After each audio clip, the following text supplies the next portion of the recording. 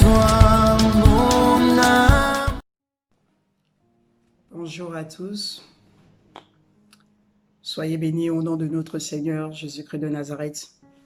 Bien-aimés, aujourd'hui, nous allons parler d'un thème très sensible, d'une maladie, la dépression. Voilà, il y a une sœur qui m'a appelé pour prier pour sa sœur, pour sa petite sœur. Et j'ai reçu 2 à 3 sujets comme ça par rapport à les personnes qui traversent ces moments difficiles. Pendant que je priais, le Saint-Esprit m'a ramené à mon histoire personnelle que je vous partage. Et en mi-2015, après l'accouchement de ma fille en 2014, je me suis retrouvée dans une situation très difficile. Donc, je me suis retrouvée dans des centres où on accueille des femmes. Donc, je vous épargne des détails de mon histoire, mais je vous parle juste de cette maladie, comment elle est très destructive. Je me suis retrouvée dans ces centres avec des personnes inconnues, des personnes que je n'ai jamais rencontrées. Et en partageant un salon commun, chacune de nous avait sa chambre avec ses enfants. Et ça, peut-être, je n'ai pas pu accepter, vu la situation à laquelle aussi je traversais. Et sans titre de séjour, sans un sou dans la poche, et avec un avenir, entre guillemets, précaire. Vous savez comment le diable amplifie la chose quand tu traverses des moments difficiles. Tu as comme l'impression que tu ne trouveras jamais de solution, alors que c'est juste une étape que tu traverses et que, en persévérant, il y a toujours un bout de tunnel devant toi. Voilà, donc je me suis retrouvée dans ces moments très difficiles et je n'osais pas partager cela avec mes bien-aimés en Christ, ni encore avec ma famille, parce que pour moi, c'était une honte. Mes bien-aimés, je vous assure que je pouvais entendre les voix au-dedans de moi. Je pouvais entendre les voix quand je marchais avec mes enfants et que ma petite fille se trouvait dans la poussette. Je pouvais entendre quelqu'un me dire, mais tu peux te jeter sous la voiture et tu en finis avec cette vie médiocre. Ou encore quand je me retrouvais dans les étages, dans les immeubles, une voix au-dedans de moi, vraiment c'était tellement clair qui pouvait me dire, mais tu peux te sauter et finir avec cette histoire au lieu de subir ce que tu es en train de subir, au lieu de pleurer, de traverser ces moments difficiles. Bien aimé, c'était très difficile. Au moment, aujourd'hui, je peux en parler, mais hier, c'était pas la joie pour moi. C'était vraiment des moments sombres que j'ai traversés.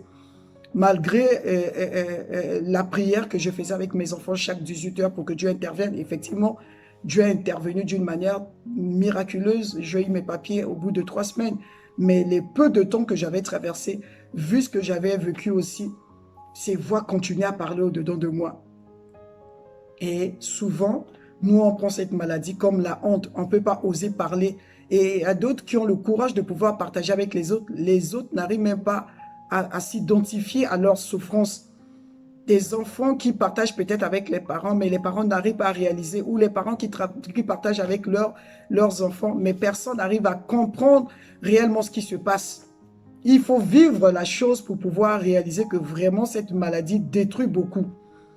Et partout dans le monde, cette maladie est en train de sévir, cette maladie est en train de détruire la plupart des personnes, même entre guillemets des soi-disant chrétiens. Je vous assure, et je vous ai dit tout à l'heure que moi-même j'étais chrétienne. Je suis chrétienne depuis mes 10 ans, comme je vous ai fait le témoignage à ma première vidéo. Mais malgré mon engagement, ces voix dominaient au-dedans de moi. C'est une période de ma vie que j'ai traversée. Donc aujourd'hui, Dieu aussi me demande de parler de ça parce qu'il y a des gens qui traversent ces moments difficiles.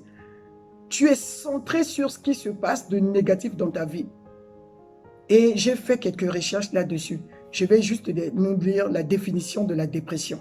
Selon la médecine, c'est quoi la dépression?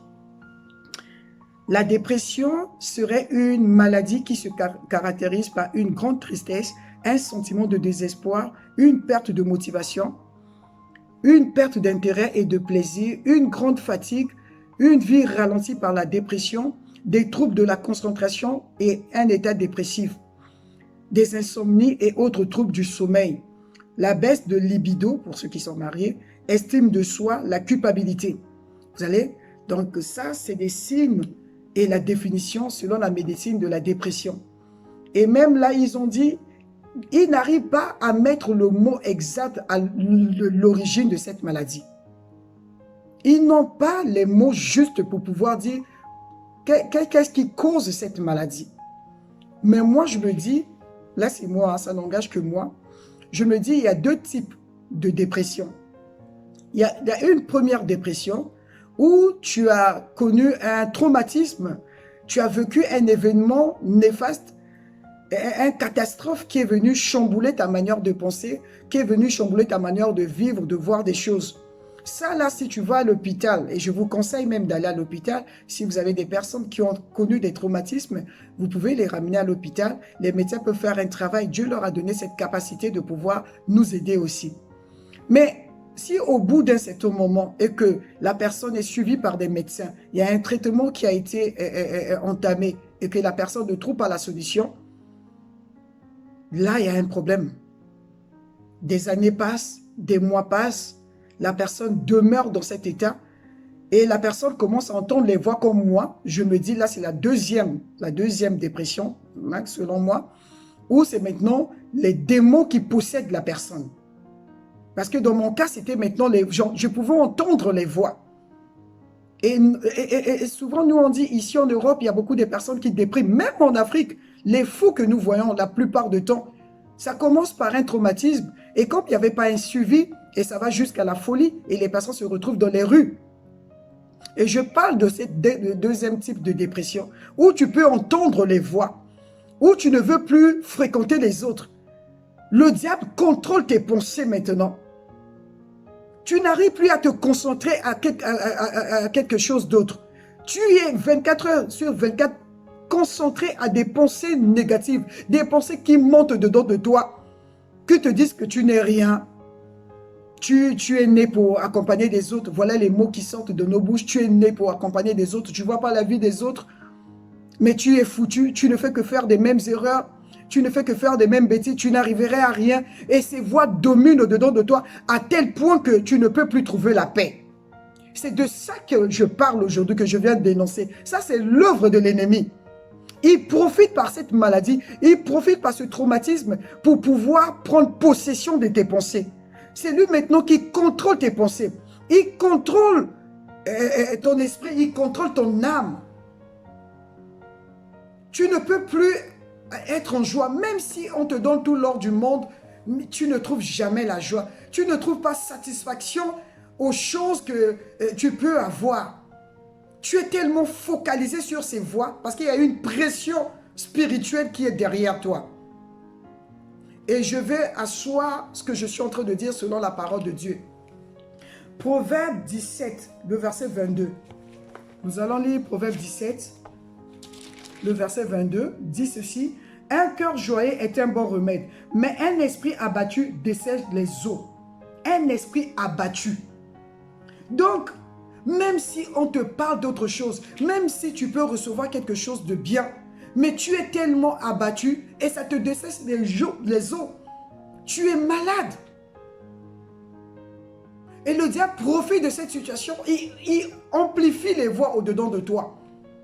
Il ne te laisse pas en paix.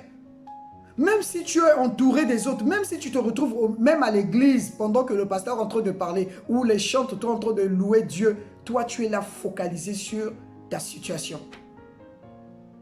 Le diable vient agrandir ta situation, comme s'il n'y avait plus de solution.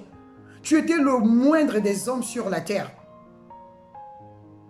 Au chapitre 18, le verset 14, la Bible dit ceci, l'esprit de l'homme le soutient dans sa maladie. Mais si l'esprit est abattu, qui le relèvera? Si ton esprit est abattu, qui peut relever ton esprit? Qui peut venir donner la joie dans ton esprit quand toi, tu penses que tout est fini et que tu es le dernier des hommes, tu es la dernière des femmes? Tu ne fais que faire les mêmes bêtises. Et là, c'est le diable qui parle dedans de toi, suscite de toi. Tu es bon à rien. Mais pourquoi tu vis même? Oh, bien-aimé, je suis venu te dire que Jésus-Christ a payé le prix à la croix. Il a porté ses souffrances. Si tu crois que la dépression c'est une maladie, Jésus-Christ a porté la maladie à la croix. Lisons dans Ésaïe 53. Ésaïe 53. À partir du verset 4, je vais le lire. Pourtant, ce sont nos souffrances qu'il a portées. C'est de nos douleurs qu'il s'est chargé. Et nous l'avons considéré comme puni. frappé par Dieu et humilié. Mais lui, il était blessé à cause de nos transgressions, brisé à cause de nos fautes. La punition qui nous donne la paix est tombée sur lui. Et c'est par ses meurtrissures que nous sommes guéris. Je reprends. La punition qui nous donne la paix. Bien-aimé, Jésus-Christ a payé le prix à la croix de Golgotha. Jésus-Christ a porté tes souffrances. Si tu crois la parole de Dieu, si tu penses que la parole de Dieu est la vérité, crois aussi qu'aujourd'hui, si nous prions pour cette personne qui souffre dans ta maison, Dieu va accorder la paix à cette personne. Jésus-Christ te donne la paix. C'est-à-dire, ce que l'ennemi disait que toi, tu étais fautif, Jésus-Christ a porté cela à la croix de Golgotha. Il a payé le prix pour que toi, tu ne subisses plus la dépression. Jésus-Christ a payé le prix pour que toi, tu ne subisses plus cette maladie. Et dit, par ses meurtrissures, nous sommes guéris. Quand on flagellait Jésus à la croix, quand les hommes étaient là en train de dire crucifiez-le, tu étais au-dedans de Jésus. Il t'a porté avec toi. Et quand il est ressuscité, tu es ressuscité avec lui. Tu es ressuscité en bonne santé. Tu n'es plus ressuscité malade, bien-aimé. Il suffit de croire la parole de Dieu. Christ a payé le prix pour que toi, tu sois libéré de la dépression. Tu sois libéré de la souffrance. Tu sois libéré des voix intérieures qui te parlent de te suicider. Christ a payé ce prix pour toi. Il a dit, par ses meurtrissures, tu es guéri. Il parle au passé. À la croix de Golgotha, depuis que Christ a payé le prix, ça fait des centaines d'années. Il t'a déjà libéré. Peut-être tu ne croyais pas. Mais aujourd'hui, je vais te dire, crois la parole de Dieu. Christ a payé le prix pour que toi, tu sois libre. Et je déclare que tu es libre au nom de Jésus-Christ de Nazareth. Dans Jacques 5, à partir du verset 13. Je vais le lire pour nous. Quelqu'un parmi vous est-il dans la souffrance?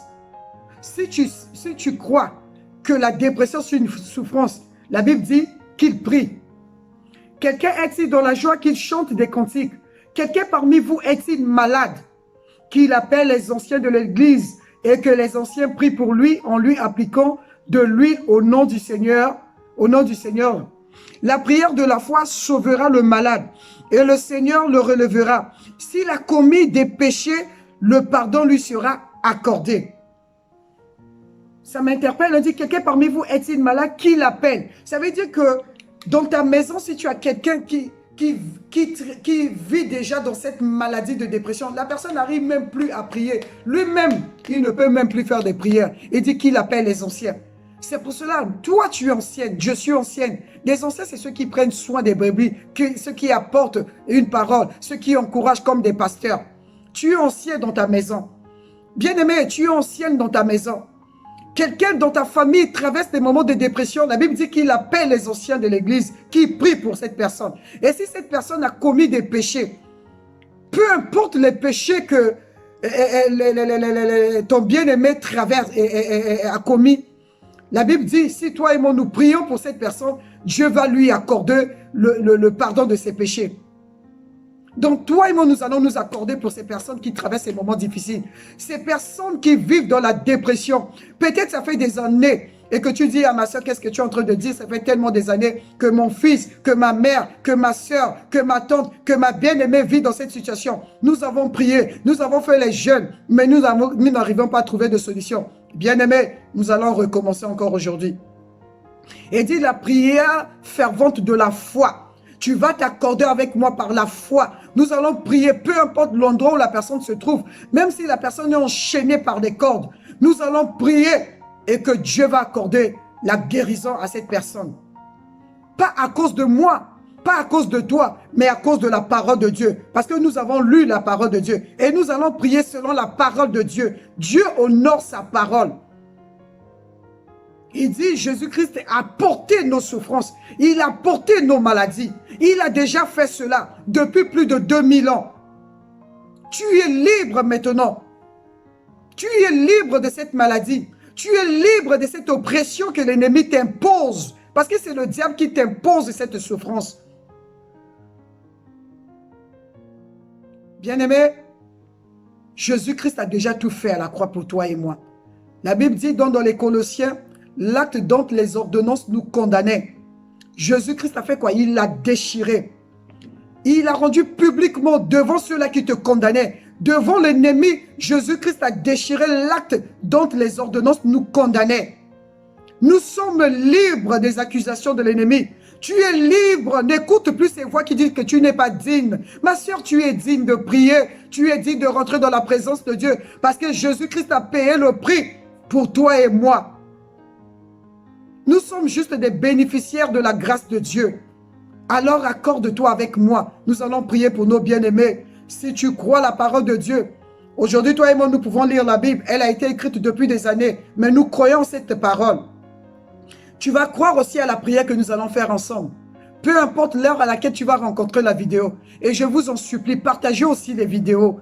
Et appelez les autres. Faites bénéficier des autres de cette grâce que Dieu nous donne. Et appelle les autres pour pouvoir prier ensemble.